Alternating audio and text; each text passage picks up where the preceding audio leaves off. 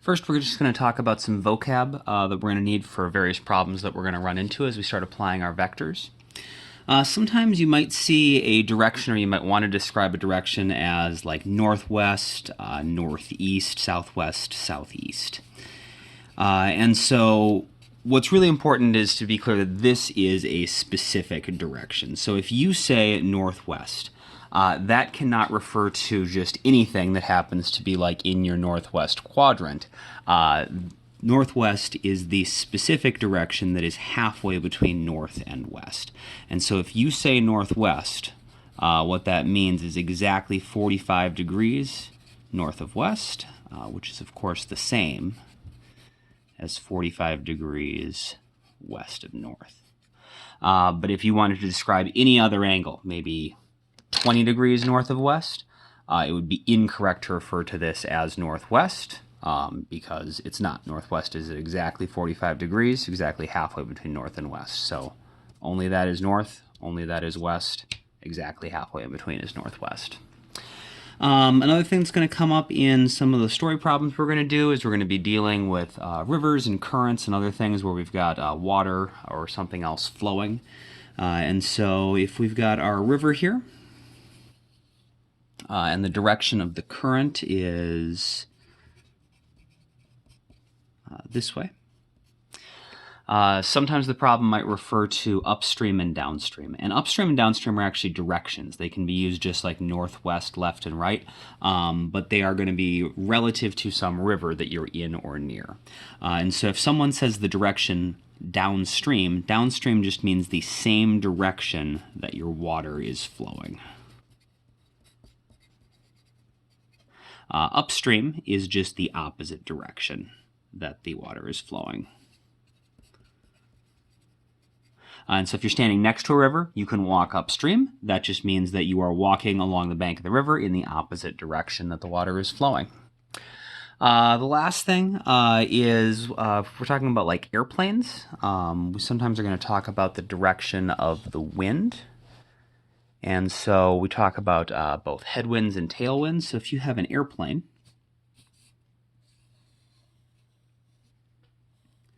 and it's flying and it is dealing with some wind, if the wind is blowing either directly into the front of the airplane or if the wind has some sort of component blowing into the front of the airplane, so these are at an angle but they still have a component that is pushing against the front of the airplane, we call this a headwind. And basically a headwind is going to slow the airplane down. The opposite is a tailwind. So if the wind would hit the tail of the plane basically, or if some component of it is going that way, those are called tailwinds. The other vocab that I want to introduce is what we call a heading and a course.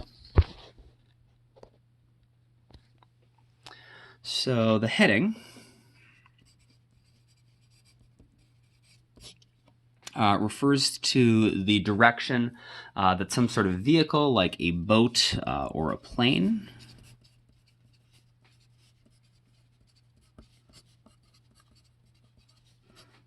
or whatever, is physically facing, or what direction it's pointing. So the direction a boat, a plane is facing.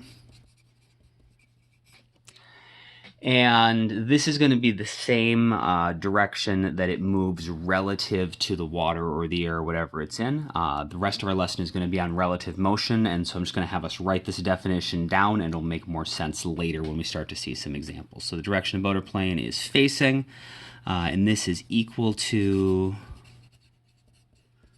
the direction it will move relative to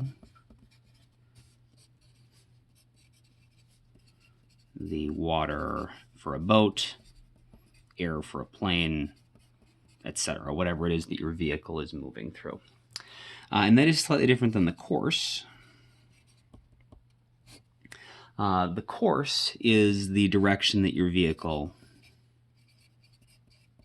or it doesn't even need to be a vehicle, it could be like a swimmer or something as well. but just something that is moving through something else that's moving. So if you have like a moving river, you can have a boat moving through it, and the boat's going to have a heading, whatever direction the boat is pointing. And then the course is the direction that the,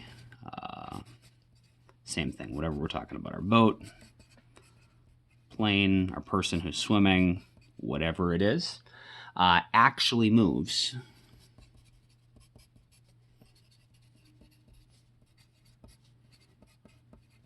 relative to the ground.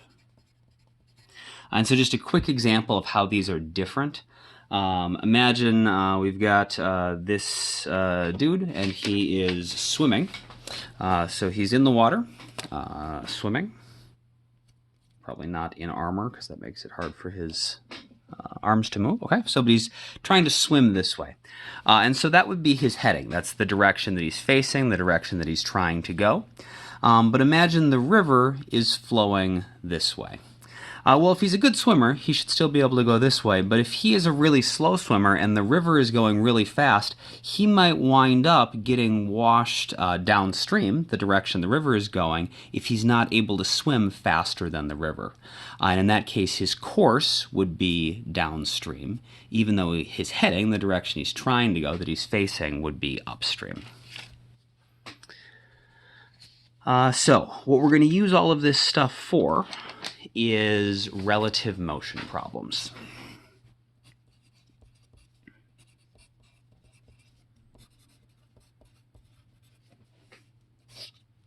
And so when we talk about relative motion, basically the idea is we want to describe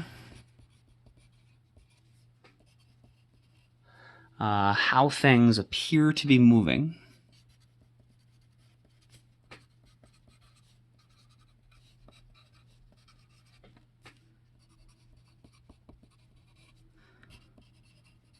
from the perspective of an observer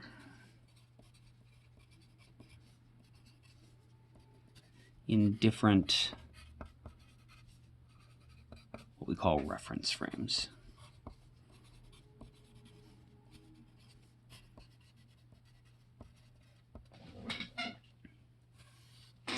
And so, for example, you might have observed that things look different from different reference frames, or just different perspectives. If you think about what it's like to be in a car. So when you're in a car and the car is driving down the road, if someone was standing on the side of the road watching the car, they would see the car moving and say, oh, that car is going 60 miles an hour.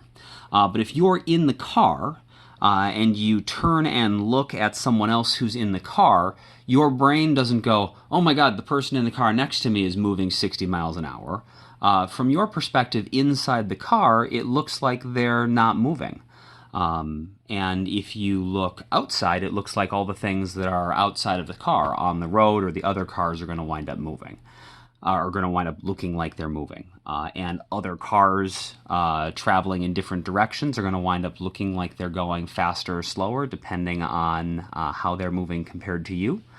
And that will look different than how it looks from the ground. And so that's just an example of two simple reference frames, from the ground or from inside the car. Things will look different from the two different perspectives. And so we're going to watch some videos to see a little more example of what that looks like, and then we'll talk about how to do the notation and the math with that.